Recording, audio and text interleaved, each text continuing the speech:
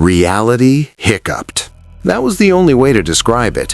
One moment, Times Square existed in its usual state of corporate excess, Vought billboards plastered across every surface, the Seven's perfect faces selling everything from energy drinks to patriotism. The next moment, a man in a Starfleet uniform stood in the center of it all, looking around with the expression of someone who just walked into a particularly disappointing theater production. Q had seen universes beyond counting. He'd witnessed the birth of galaxies, played chess with cosmic entities, and tormented starship captains across space and time for his own amusement. But this was new. Well, he murmured, studying a massive holographic display of Homelander's cape billowing heroically. What do we have here? Corporate superheroes. How delightfully mercenary. Around him, New Yorkers barely glanced up. In a world where people could fly and shoot lasers from their eyes, one more weirdo in a costume wasn't worth the distraction. Q found that reaction more interesting than the indifference itself suggested. He snapped his fingers. Time froze. Pedestrians became statues mid-stride. A hot dog vendor's mustard stream hung suspended in air, and the ever-present Vought promotional videos locked on a frame of Queen Maeve's manufactured smile. Q walked through the frozen tableau, examining faces. Fear masked as apathy, desperation disguised as consumer satisfaction, and everywhere the Seven's imagery, selling the fantasy that someone was watching over them. "Oh, this is rich," Q laughed, unfreezing time with a casual wave. "You've commodified salvation itself.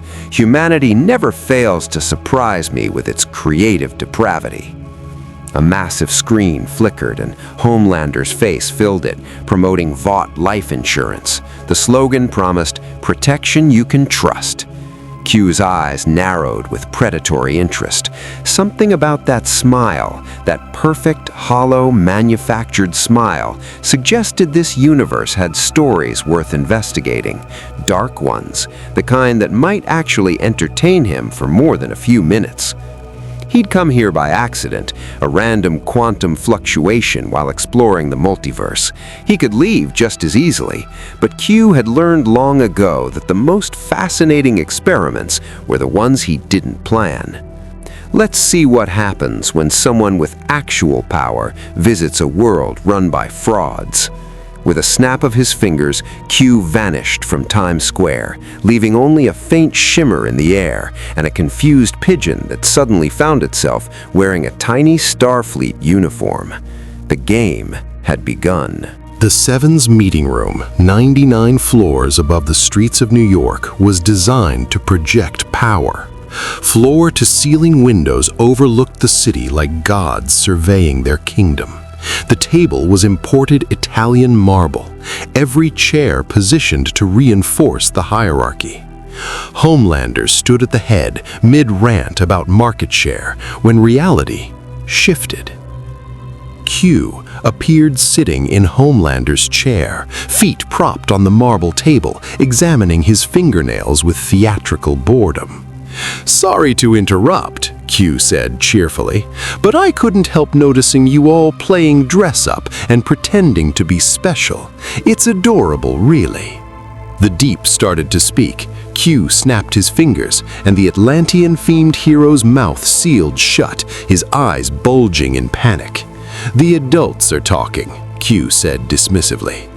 Homelander's face went through a fascinating journey. Confusion, rage, then something he rarely experienced, uncertainty.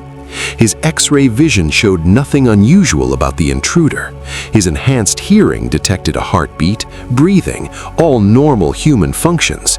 Yet the man had appeared from nowhere and just silenced the Deep with a gesture. "Who the fuck are you?" Homelander demanded, heat building behind his eyes. "I'm Q, and before you try the laser vision thing," Q waved lazily, and Homelander found himself frozen mid-blast, red light dying in his pupils. "Let's establish something. You're not actually powerful. You're a laboratory accident in a cape. I'm something your corporate overlords can't synthesize, patent, or control." A-Train vibrated with nervous energy. Queen Maeve's hand moved toward her weapon. Starlight looked between Q and Homelander, calculating. Q stood, walking around the table like a teacher addressing particularly slow students. "See, I've visited countless universes, met gods, demons, cosmic entities that make your little Compound V cocktail look like children's aspirin. But you," he gestured at Homelander, "you're just a traumatized man-child with heat vision, playing at divinity for a profit margin." Homelander lunged. Q didn't move. Homelander simply stopped. Suspended in air, muscles straining against nothing, face contorted with impotent fury. "There it is," Q observed, circling the frozen soup. "Rage without power, will without means. You know what's funny? In my universe, I tormented a starship captain for years, but he had something you don't. He was actually trying to better himself. You're just a product, a brand, a very expensive action figure that bleeds." Q snapped his fingers. Homelander dropped, gasping. "Here's what's going to happen," Q announced to the room. "I'm going to stay in your amusing little dystopia for a while. Observe, maybe experiment, and you're all going to continue your performance, because if you bore me," the entire tower shuddered, reality rippling, "I'll find more interesting ways to entertain myself." He vanished. The deep could suddenly breathe again. The seven looked at each other, seeing their own fear reflected back. For the first time in years, Homelander felt something he'd almost forgotten: vulnerability. Ashley Barrett's phone was ringing. It had been ringing for 3 hours straight. Board members, shareholders, PR teams, crisis managers, every nervous executive in Vaught's hierarchy demanding answers about the security breach in the Seventh Sanctum. "It wasn't a breach," she screamed into her phone, pulling out another clump of hair. "He just appeared. No, I don't know how. No, security footage shows nothing. He was just suddenly there." She didn't mention that the footage also showed Homelander, their most valuable asset, their unstoppable nuclear deterrent, looking genuinely afraid. In his penthouse, Stan Edgar watched the footage for the 7th time. Unlike Ashley's panic or the board's hysteria, he felt only calculating interest. The man had appeared from nowhere, demonstrated abilities beyond any known soup, and vanished without demands or explanation. No leverage, no pattern, no control. Stan Edgar hated things he couldn't control. Meanwhile, Q strolled through Vought Tower's lower levels, invisible to cameras and employees alike, reading files that appeared in his hands with a thought. The deeper he dug, the more his amusement curdled into something darker. Compound V trials on infants, collateral damage reports filed under acceptable losses, manufactured terrorist threats to boost soup stock prices, a vice president on the payroll, sexual assault covered up with NDAs and hush money, children raised in laboratories, tortured into compliance, turned into products. My, muttered Q, materializing in a records room where physical files dated back decades. I've seen Borg assimilations with more humanity than this operation. He picked up a file marked John, subject 001, and flipped through Homelander's creation, the isolation, the testing, the calculated withholding of affection to engineer dependency and rage. Another file detailed how Vought had deliberately positioned Supes to fail, creating disasters they could then heroically solve on camera. Q had tormented Jean-Luc Picard because the captain represented humanity's potential, flawed but striving for something better. This universe had taken humanity's worst impulses and given them superpowers and PR teams. "Fascinating," he said aloud, though no one could hear him. "They've industrialized heroism and weaponized trauma. It's almost artistic in its cruelty." A door opened. Two Vought scientists entered, discussing the latest iteration of Temp V, the temporary enhancement drug causing fatal side effects in 70% of test subjects. "The mortality rate is acceptable given the military contracts we're negotiating," one said casually, as if discussing quarterly profits. Q made himself visible, sitting on their desk. Both scientists screamed. "Gentlemen," Q said pleasantly, "I have a question. Do you ever think about the people you're killing, or is it just numbers on a spreadsheet?" One scientist reached for his phone. Q turned it into a snake. The man shrieked, stumbling backward. "That's not an answer," observed Q. "Let me rephrase. If I gave you the choice between stopping these experiments and keeping your 7-figure salary, which would you choose?" The scientists ran. Q let them go, considering the files spread before him. He could end Vought with a thought, erase Compound V from existence, rewrite this entire universe into something less grotesque. But where was the lesson in that? "No," he decided, standing. "This requires a more educational approach." He vanished, leaving the files scattered, and one very confused snake wearing a lab coat. Billy Butcher's safe house smelled like stale beer, cigarette smoke, and the particular desperation that came from fighting a war you couldn't win. He was cleaning his guns, therapeutic routine really, when a man in a Starfleet uniform materialized in his armchair. Butcher had the barrel aimed at Q's head in half a second. "Love the enthusiasm," Q said, not remotely concerned. "But that's not gonna work. Trust me, better-armed people than you have tried." "Oi, Huey!" Butcher shouted toward the back room. "We got a cape!" "Not a cape," Q corrected, inspecting the safe house with visible distaste. "And definitely not one of Vaught's little science experiments. I'm something far more interesting." Huey emerged, froze when he saw Q, then reached for the bat near the door, their standard procedure for unexpected Supe visits. Q sighed and snapped his fingers. Every weapon in the safe house, guns, bats, knives, the explosive devices Frenchie had been assembling, transformed into bouquets of flowers. "There," Q said, "now we can have a civilized conversation without all the posturing." Mother's Milk appeared from the kitchen, assessed the situation with years of tactical experience, and promptly pulled his backup gun. It also became flowers, daisies specifically. "The fuck are you?" Butcher demanded, still pointing the barrel even though it now sprouted tulips. "I'm Q. I'm omnipotent, and I've been watching your little crusade against the Supes with considerable interest." Q stood, walking around the room. "You're trying to expose Vaught's corruption with evidence, public opinion, and violence.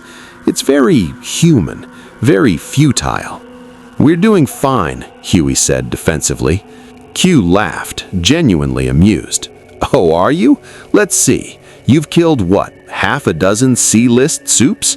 Meanwhile, Vaught's stock is at an all-time high. They've just secured 3 new government contracts, and Homelander could vaporize this entire building with you in it whenever he feels like it.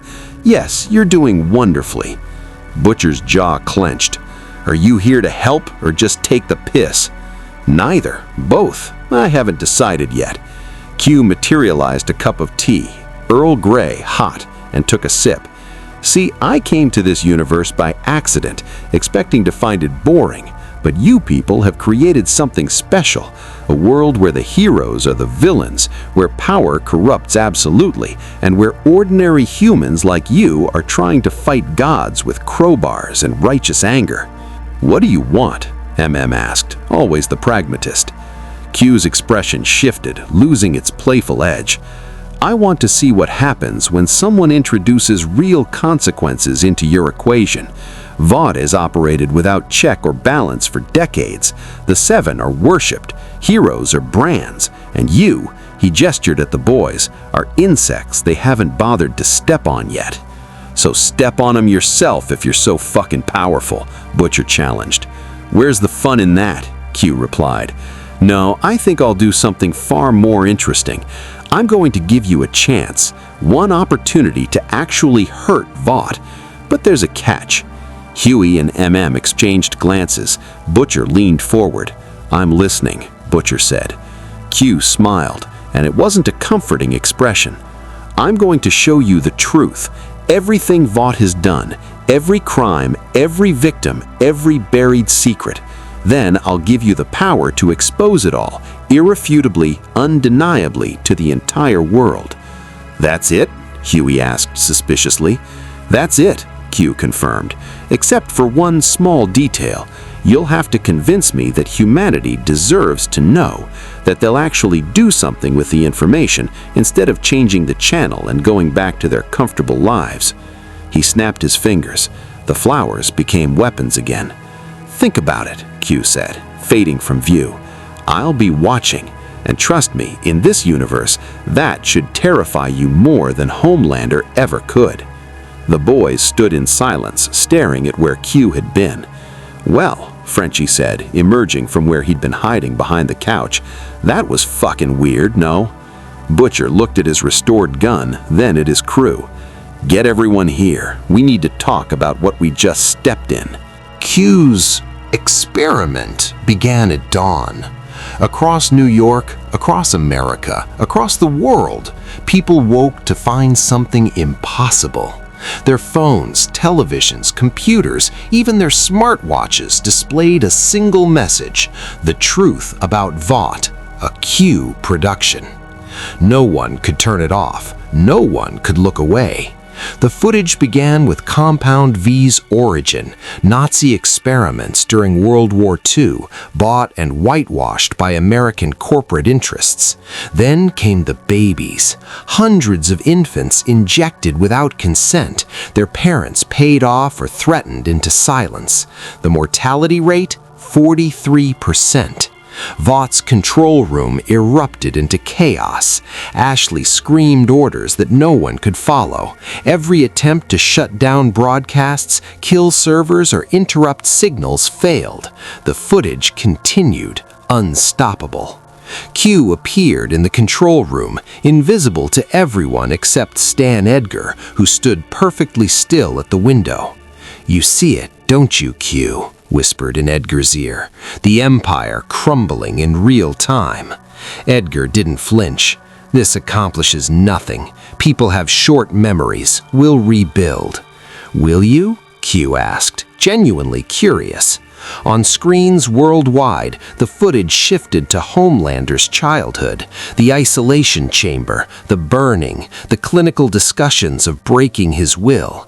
Then came the cover-ups, Flight 37, where he'd abandoned a plane full of passengers, Compound V distributed to terrorists to create villains, Starlight's assault, countless deaths swept under expensive rugs.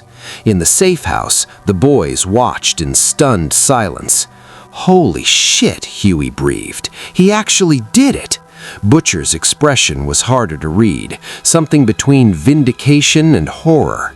This was everything they'd fought for, handed to them by a cosmic trickster with unknowable motives. "Why?" MM asked the empty air. "Why give us this?" Q materialized on their couch, startling everyone except Butcher, who'd started expecting the unexpected. "Because I want to see what happens next," Q said simply. "I've shown humanity the truth, irrefutable, unavoidable, every crime documented, every victim named. Now comes the interesting part." "What part?" Frenchie asked.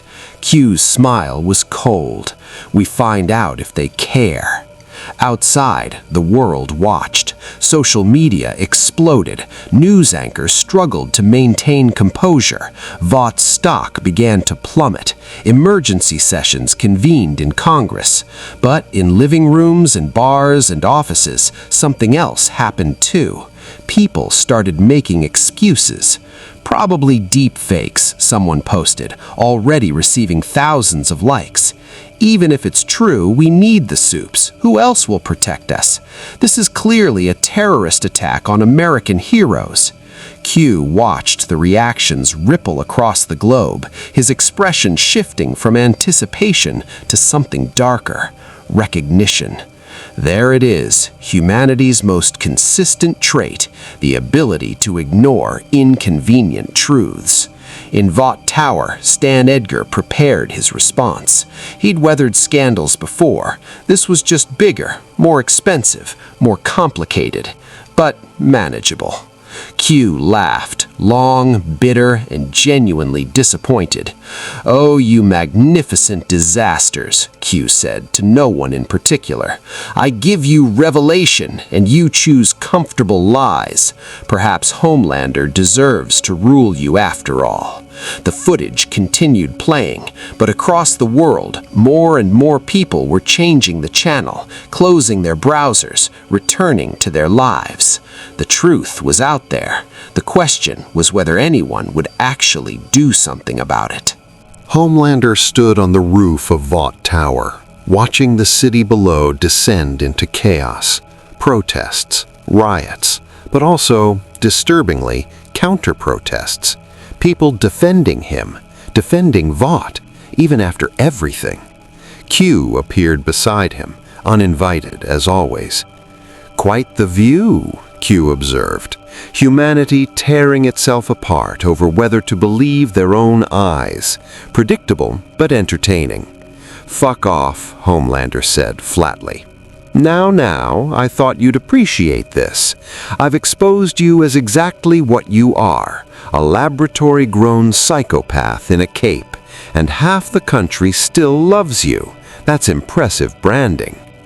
Homelander's hands clenched, his heat vision flickered. "You think you've won something? You think showing people changes anything?" "That's the experiment," Q replied.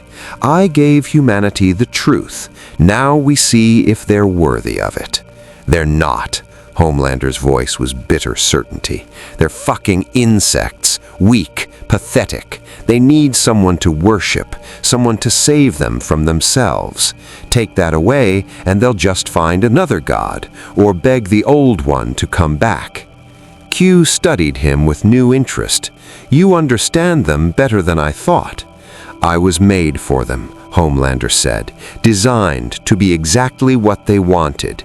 And you know what I learned? They don't want heroes. They want the idea of heroes, the fantasy, the fucking merchandise." He turned to face Q directly. "So go ahead, show them every terrible thing I've done. They'll forgive me. They always do." Below, a crowd chanted Homelander's name, not in anger, in support. Signs read, "We stand with the Seven," and "Deepfakes won't divide us." Q's expression darkened. "You might be right, and that's disappointing." "Disappointed?" Homelander laughed, sharp, humorless. "You're disappointed? Try being built to save humanity and discovering they're not worth saving. Try being worshipped by the very insects you want to crush." "Then why not crush them?" Q asked. "You have the power. You've wanted to for years. I can see it in every fake smile, every forced handshake. Why play by their rules?" Homelander's jaw worked. "Because..." He stopped, started again. "Because they're all I have. Without them worshipping me, I'm just nothing, a freak in a lab. You wouldn't understand." "Oh, I understand perfectly," Q said softly. "You're a god who needs his worshippers to exist. How very human." Maeve emerged from the stairwell, stopping when she saw Q. "Great, the cosmic asshole's back." "Charmed," Q said. "Come to talk your colleague off the ledge. Come to stop him from doing something stupid," Maeve corrected, looking at Homelander. "The footage, it's bad, but Vought's already spinning it. Give them a week and half the country will think it's propaganda." "See?" Homelander gestured at Q. "See, even she knows. Truth doesn't matter. Power does. Control does. Fear does." Q snapped his fingers. Suddenly, all three of them stood in the middle of Times Square, invisible to the crowd, but able to observe them perfectly. "Look at them," Q commanded. "Really look." People argued, screamed. Some cried, others laughed it off. A mother clutched her child's hand, trying to explain why the heroes weren't what they seemed. A veteran tore down a Vought poster. A teenager defended the Seven on social media, calling the footage fake. "They're not insects," Q said quietly. "They're not gods. They're just people, flawed, contradictory, capable of both great compassion and terrible cowardice. The question isn't whether they're worthy of truth, it's whether you're worthy of the power you hold over them." Homelander stared at the crowd, his expression unreadable. "That," he finally said, "is the stupidest fucking thing I've ever heard." He flew away, leaving Maeve and Q in the invisible bubble. "He's going to snap. Maybe not today, but soon." "I know," Q replied. "That's what makes this interesting." The trial wasn't in any courthouse humanity recognized. Q snapped his fingers and reality restructured itself. Vought's executive board, the Seven, Ashley, Stan Edgar, every major player in the corporation found themselves in an impossible space. A courtroom that existed everywhere and nowhere, with walls that showed every screen on Earth simultaneously, all still broadcasting the truth. "What the hell is this?" Ashley shrieked, pulling at her hair. "Court is now in session," Q announced, appearing in judge's robes behind an ornate bench. "The case of Humanity versus Vought International. I'll be presiding, prosecuting, and determining the verdict. Efficiency at its finest." Stan Edgar remained calm, though his eyes tracked every detail, looking for leverage that didn't exist. "You can't do this," he said evenly. "We have rights, due process." Rights, due process. You're standing in a pocket dimension outside your universe's physical laws, and you're citing legal precedent? Oh, Stan, I like you. You're pragmatic to the point of sociopathy. The boys materialized in the jury box. Butcher, Huey, MM, Frenchie, Kimiko, and even Starlight, who'd been in her apartment moments before. "The fuck?" Butcher started. "Jury of peers, or close enough. You've all suffered under Vought's regime. Seems fair." Homelander started forward, heat building in his eyes. Q gestured lazily, and the soup froze mid-step. "Exhibit A," Q announced. The walls showed Homelander's childhood in brutal detail. The burning, the isolation, the systematic destruction of anything resembling humanity. Then his crimes, the plane, the civilians, the casual murders covered up by Vought's machine. Exhibit B, the Deep's assaults, A-Train's collateral damage, every soup's sins played out in excruciating detail. Exhibit C, the corporate emails, Stan Edgar's cold calculations of acceptable casualties, Madeline Stillwell's manipulation of media narratives, the deliberate creation of supervillains to maintain profit margins. Hours passed, or maybe minutes. Time moved strangely in Q's courtroom. Every crime documented, every victim named. The evidence was overwhelming, undeniable, perfect. Finally, Q turned to the jury. "You've seen everything, every crime, every cover-up, every life destroyed for market share. The question before you is simple. Does humanity deserve justice? Will they actually demand it, or will they go back to sleep?" Huey spoke first. "They deserve to know, to choose." "But will they choose right?" Q pressed. "You saw the protests, half defending Vought, making excuses." Some will fight. That has to count for something. Does it? How many? 10%? 5? If 95% of humanity chooses comfortable lies over hard truths, does the 5% matter?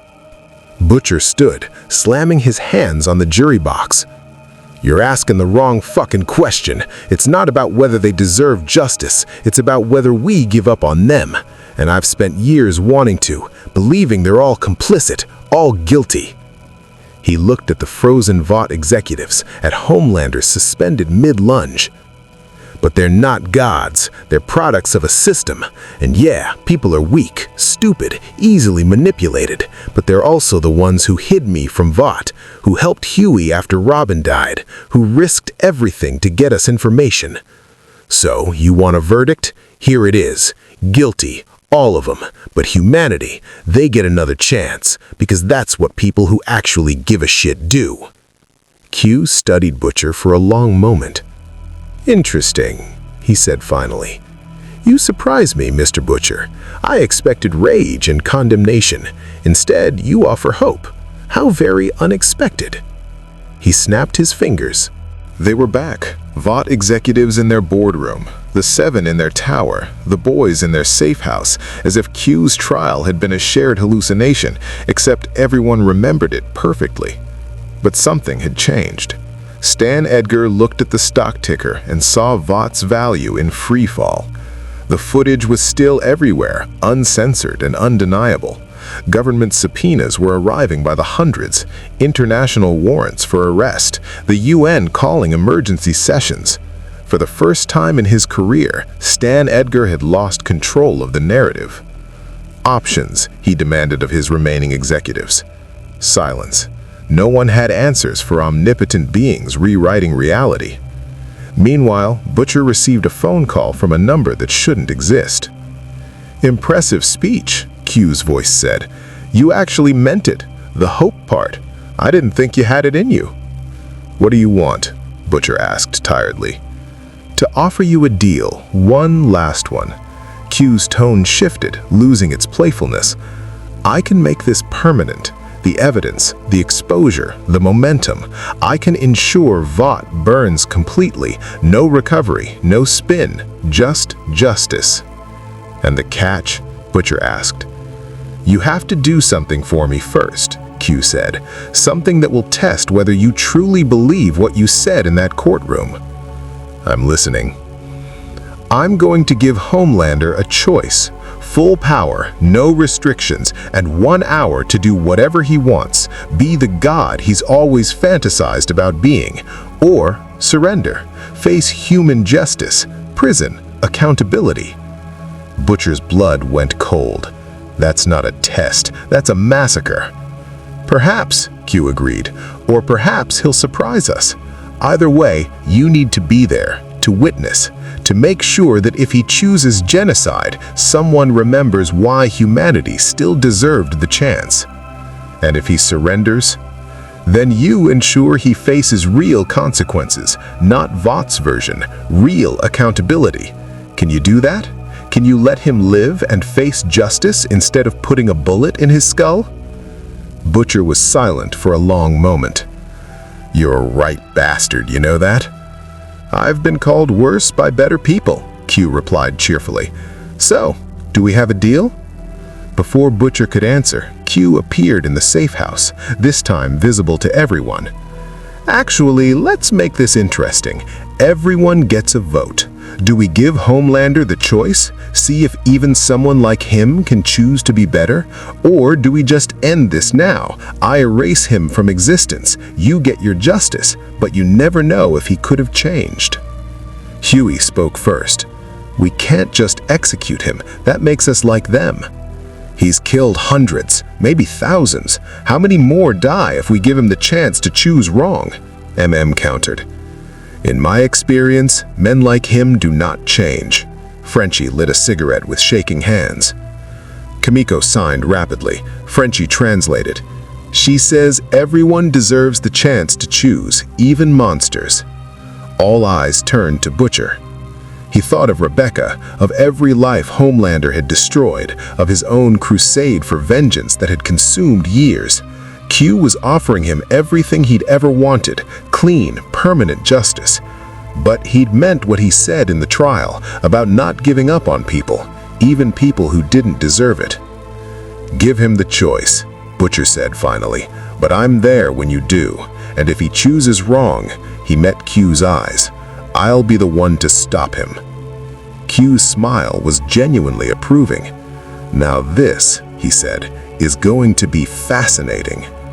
He vanished, leaving the boys to prepare for what might be humanity's final test. Q brought Homelander to an empty field in Kansas.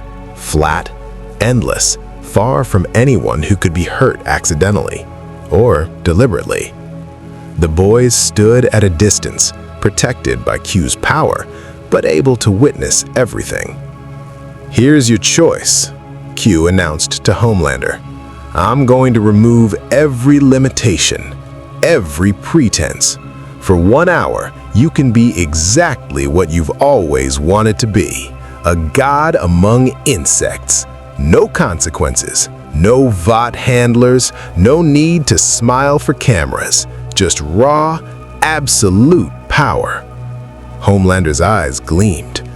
"And then?" "Then you decide. Continue as you are, the real you, consequences be damned, or surrender. Face human justice, prison, accountability. Spend the rest of your life in a cell, powerless, forgotten." "That's not a choice," Homelander said. "That's a joke." "Is it?"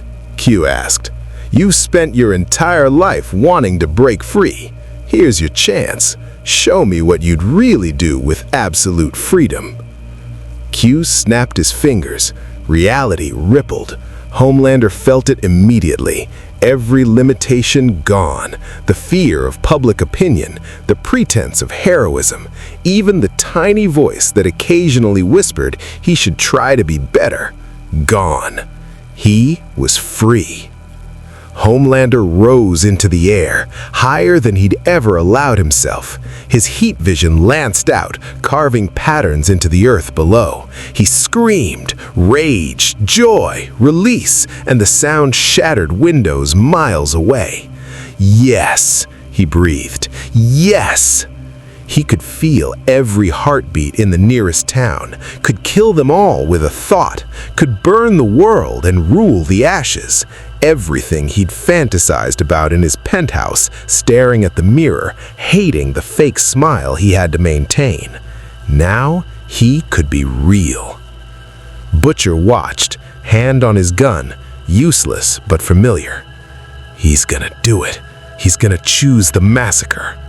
"Maybe," Q said, appearing beside him, "or maybe not. That's what makes this interesting." Homelander descended toward the town. People were evacuating, screaming, running. He could see their terror, smell it, taste it. It was intoxicating. He landed in the town square. A child had fallen, crying, separated from her parents in the chaos. She looked up at him with wide, terrified eyes. Homelander stared at her. One burst of heat vision, that's all it would take. But something stopped him. Not fear, not morality, not even Vought's training. It was the look in her eyes, the same look he'd seen in the mirror as a child, strapped to that table, screaming for someone to help him while scientists took notes. Pure, helpless terror. He'd wanted to be feared, worshipped, obeyed, but looking at this child, he realized he already was all those things, and it hadn't fixed anything, hadn't filled the emptiness, hadn't made him feel less alone. "Fuck," Homelander whispered. He picked up the child, gently, and flew her to her parents. They screamed, clutched her, ran. He let them go. Homelander returned to the field where Q waited. "I could have killed them all," he said quietly. "Yes? I wanted to." "I know." Homelander landed, looking at Butcher and the boys, at Q, at the world he'd terrorized for years. "But I didn't. So what now?" Q smiled. not mockingly, but with genuine surprise. "Now," Q said, "comes the hard part." The surrender wasn't dramatic. No speeches, no grand gestures. Just Homelander, standing in that Kansas field, slowly sinking to his knees. "I'm done," he said simply. Butcher stepped forward, weapons still drawn, disbelief written across his face. "Just like that. Years of murder, and you just give up?" "Not giving up," Homelander corrected, looking up with eyes that held something new, not redemption, but exhaustion. "I'm making a choice. First real one I've ever made. Not what Vought wanted, not what the public expected. Mine." Q watched with fascination. "You understand what this means. Human prison, human justice. They'll strip everything from you. Your power, your identity, your freedom. You'll die in a cell, forgotten." "Good," Homelander said, and meant it. "Maybe I should have been in a cell from the beginning, before I could hurt anyone. But Vought needed a product, needed a weapon. Well, the weapon's broken now." MM stepped forward, handcuffs ready, specially designed, powerless against Homelander's strength, but symbolic nonetheless. "You know this doesn't make you a hero, right? Doesn't erase what you've done." "I know." Homelander extended his wrists. "I'm asking for it to end." The cuffs clicked shut. Homelander didn't resist. Q snapped his fingers and they were suddenly outside the newly formed International Soup Tribunal, a real court with real judges created by Q's revelation. Dozens of countries demanding justice, thousands of victims demanding accountability. "Your stage," Q said to Homelander. "Last chance to run. I won't stop you." Homelander looked at the building, at the cameras, at the crowds demanding his head. Then he walked forward, the boys escorting him, into the tribunal that would decide his fate. As Q disappeared inside, Homelander turned to Butcher. "Well, satisfied?" Butcher lit a cigarette with shaking hands. "Ask me in 20 years, after the trial, after we see if humanity actually follows through." He looked at Q. "Why'd you do all this, really?" Q was quiet for a moment, rare for him. "Because I've seen countless universes. Some destroy themselves, some transcend. Most just continue, muddling through, making mistakes, learning slowly. But every so often, I find one where people surprise me, where they choose to be better even when it's hard, even when it hurts." "And this universe?" Q smiled. "Still deciding, but Homelander choosing accountability over power? Butcher choosing hope over vengeance? That's interesting. Maybe you're worth the trouble after all." He began to fade. "Wait," Huey called. "What about Vought, the other soups? This isn't over." "No," agreed Q, his voice echoing from nowhere. "It's not. But it's your story now. Your choice how it ends. I've given you the truth, the momentum, the chance. What you do with it? Well, I'll be watching. I always watch." He was gone. The boys stood outside the tribunal, listening to proceedings begin inside. Homelander's voice, flat and tired, beginning to confess. Everything, every crime, every victim. It would take months, years maybe, and even then justice would be incomplete. Vought still had resources, allies, contingencies. But it was a start. "So," Frenchie said, lighting his own cigarette, "what now?" Butcher looked at his team, at the tribunal, at the world Q had turned upside down. "Now," he smiled grimly, "we finish what we started. Vought's wounded. Time to put it down for good." MM nodded. Huey squared his shoulders. Kimiko cracked her knuckles. They walked away from the tribunal toward whatever came next. Behind them, through the walls, Homelander's confession continued. The truth, finally, unfiltered and undeniable. Q didn't truly leave. He never did. From his vantage point outside conventional reality, he watched the aftermath unfold with the patience of an immortal being who'd seen civilizations rise and fall. The tribunal proceedings stretched across months. Homelander's testimony, corroborating evidence, victims finally given voice. The world watched, transfixed as their greatest hero confessed to being their greatest monster. Vought International collapsed within a year. Stan Edgar faced his own trial. Ashley turned state's witness. The 7 disbanded, some to prison, some to redemption, some to obscurity. Compound V was banned internationally, its remaining samples destroyed under global oversight. But Q had been right about one thing. Humanity was complicated. Some people still defended Homelander. Conspiracy theorists claimed Q's footage was fake. New companies emerged, promising ethical superheroes. The cycle threatened to begin again. Yet something had fundamentally shifted. Butcher's boys, no longer operating in shadows, became legitimate. Governments established actual oversight committees. Survivors organized, demanded change, and got it. Not perfect, not complete, but real. Homelander spent his days in a cell designed specifically for him, powerless, alone, forgotten by a world that had moved on. Sometimes he wondered if this was actually worse than death. Most days he knew it was exactly what he deserved. Q observed it all with something approaching satisfaction. He'd given them truth, forced choices, and watched them choose, messily, imperfectly, but genuinely to be better. Not bad, he murmured to the multiverse. Not bad at all. Somewhere in New York, Butcher received a postcard with no return address. It showed a starship, and written on the back in flowing script, "Humanity surprised me. Don't make me regret it. Q." Butcher burned it, but couldn't help smiling. The game was over. The real work was just beginning. And Q, for once, was content to simply watch rather than interfere, confident that this universe, at least, had earned the chance to write its own ending. The experiment concludes. What you do with the results is up to you.